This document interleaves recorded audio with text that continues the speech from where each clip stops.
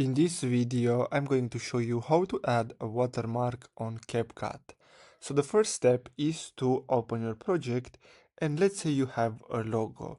So simply tap on the plus button and then you just have to select your own logo from here. So I'm going to use this one as an example. Now what we're gonna have to do next is simply tap on it. Then at the bottom we have all these editing effects. So we just have to look for overlay.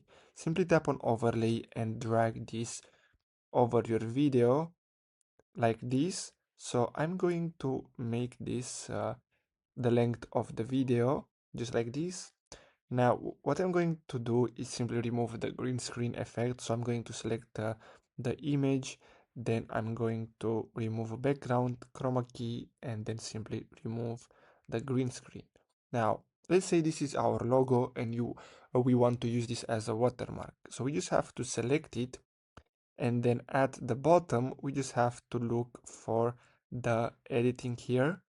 So we just have to look for the opacity, as you can see at the bottom, and decrease this just like this. And now we have our watermark. So of course, if you want, you can place this wherever you want. You can add your text, you can add your own logo, but overall that's all you have to do in order to add a watermark on CapCut. So I hope you found this video helpful. Thanks for watching.